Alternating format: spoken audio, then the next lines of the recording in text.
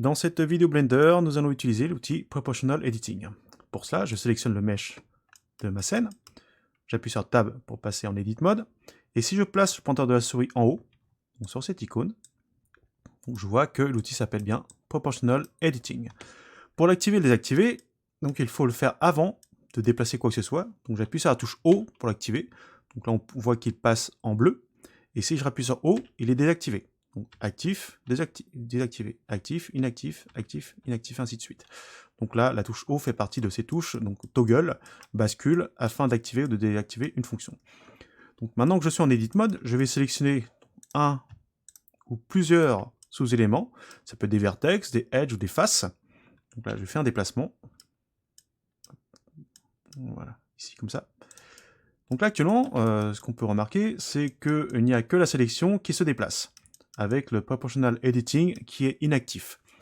Donc là, ça peut être bien pour faire du modeling hard surface, afin d'avoir des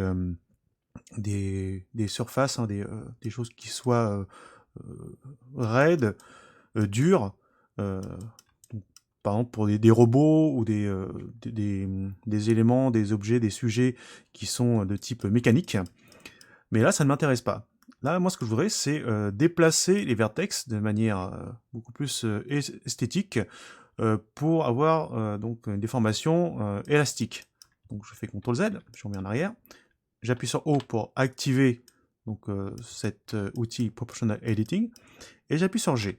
En appuyant sur G, j'ai quelque chose de différent lorsque c'est actif ou inactif, c'est le cercle. Donc ce cercle va nous montrer en fait donc la zone d'influence de cet outil Proportional Editing.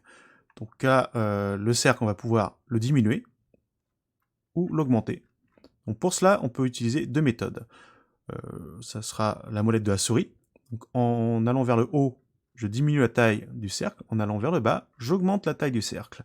On pourra faire la même chose avec les touches du clavier. Donc patch down pour diminuer la taille du cercle et patch up pour augmenter la taille du cercle. Alors, à quoi sert ce cercle? Ce cercle, comme je disais, va définir la zone d'influence pour que les vertex donc, se déplacent en fonction de cette taille. Voilà. Donc plus la zone va être grande, et plus donc là vous allez avoir de vertex qui vont être influencés. Donc là, ce qu'il faut bien comprendre, c'est que au centre du cercle, les vertex vont bouger de la même quantité que le mouvement de la souris. Et plus on s'éloigne du centre, pour aller donc, vers la périphérie, et les vertex seront moins influencés, moins attirés par le déplacement de la souris. Et si on sort complètement du cercle, en principe, les vertex ne bougent plus. Donc là, il faut s'habituer un petit peu, hein, il faut s'entraîner avec cet outil afin de réaliser ces différents déplacements.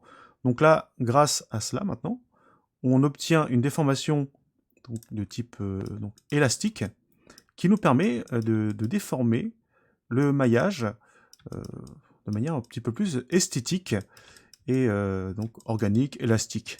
Contrairement à tout à l'heure, donc là, ça sera donc là, du soft surface, au contraire du hard surface. Donc là, on peut sélectionner n'importe quoi. Donc comme je disais, je vais prendre des faces. Donc si je sélectionne des faces, ce sera la même. Donc là, en déplaçant. Voilà.